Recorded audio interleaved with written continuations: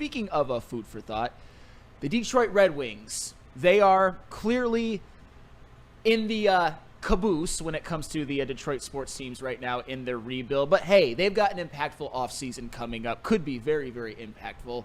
And some rumors have continued to have circulated. Shout out to Roberto from 97.1. But some rumors have circulated when it comes to the Detroit Red Wings. And one of them, Justin, is one Mr. Noah Dobson, defenseman for the New York Islanders. Do you have more on that, good sir? Yes, I do. And this is courtesy of Stefan Rosner, the Islanders NHL beat reporter for NHL.com and the Hockey News.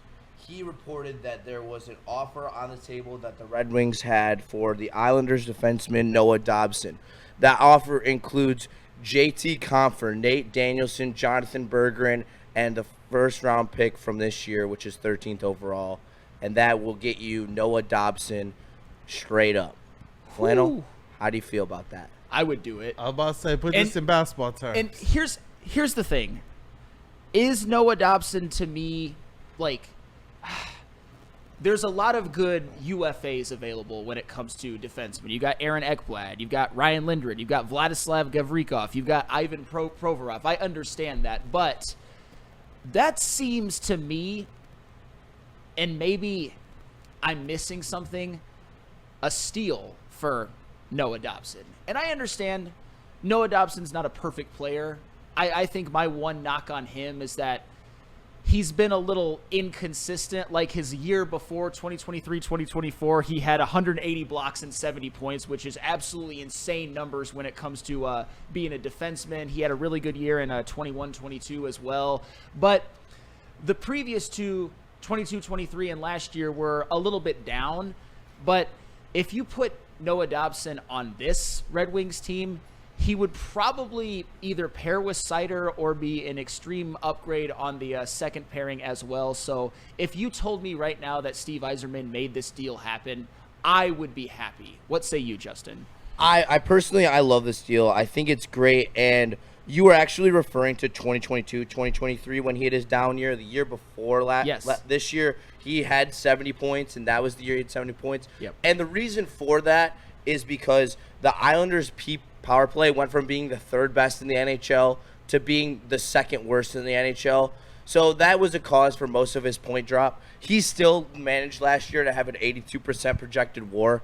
He is very good offensively. He has a lot of skill. He's got a wicked one-timer. He is a righty, but he can play lefty, and I love that when it comes in terms of who I want to try to pair Mo Seider with. I want to try to pair Mo Seider with a offensive defenseman that still can play some defense, but it takes the pressure off Mo Seider to be any type of offensive defenseman. He can play what he is good at. He is supposed to be a lockdown defenseman, and that's what I'm trying to do with this move. Is Noah Dobson will come in and he will be that guy who is making those transitional plays, getting the puck out, and that's what this team lacks. And this is not a Wallman or a Gostisbehere who also sucks at defense. Dobson is also a very solid defender.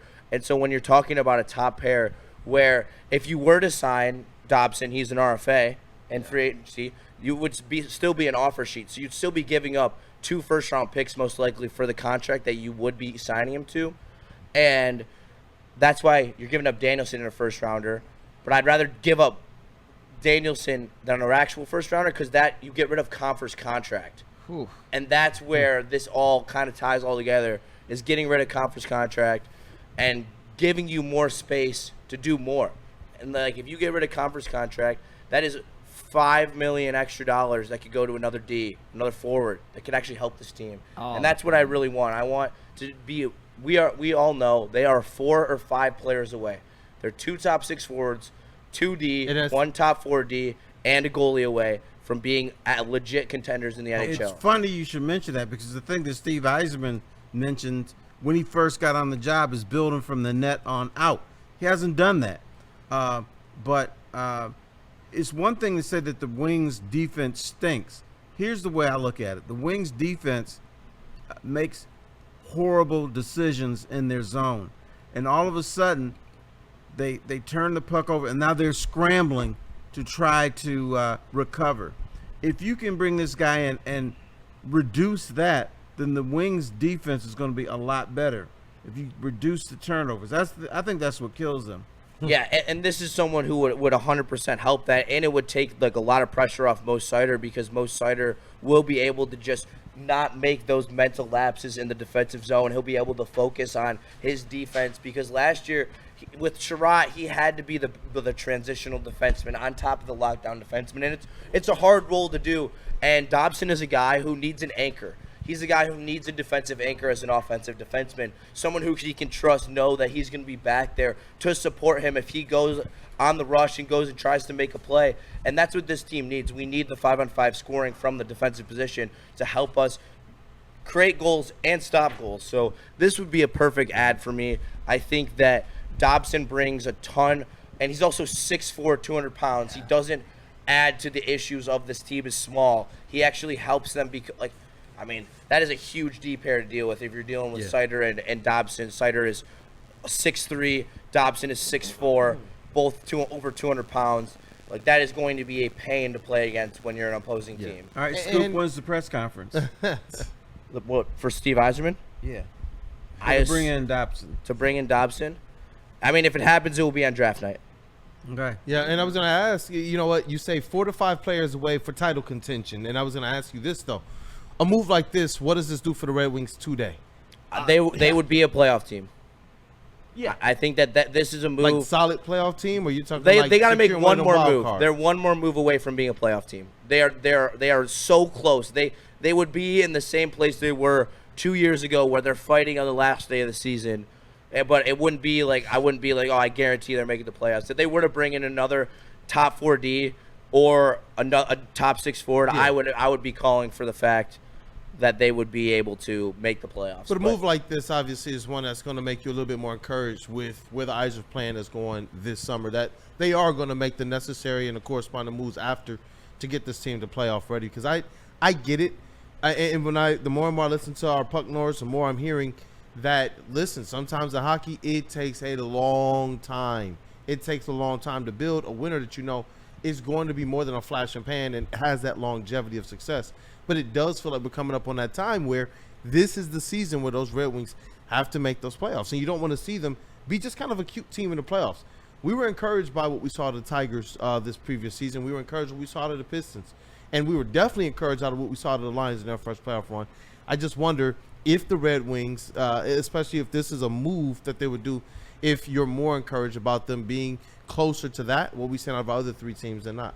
I'll say more encouraged than I was before, yes. Would they probably still be a cute pinch your cheeks team in the playoffs? Shout out Sean That's where I'm yes. at. Yes. With just this, of course they would. But is that enough for the people?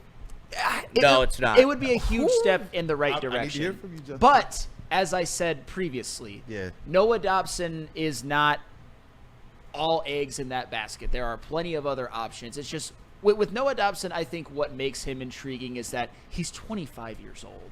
He may not have even scratched the surface of what he can be some yet. potential there. And he's had some seasons, like we mentioned, the 2024 season, in which he really put up some staggering numbers and was very, very effective, and the Islanders made the playoffs that year.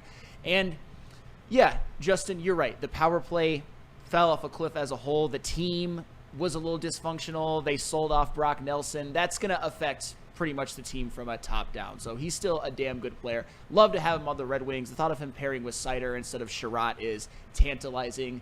Yeah, that might be enough for them to just get into the playoffs. But that wouldn't be the only move that they would make. Right. I'd be shocked if it's the only move they made. I got the NBA terms for you, Kool-Aid. Let me know. I'm ready. It would be essentially trading for Jaren Jackson for Ron Holland, 2 first-round picks, and 2 seconds because it's so inflated in the NBA.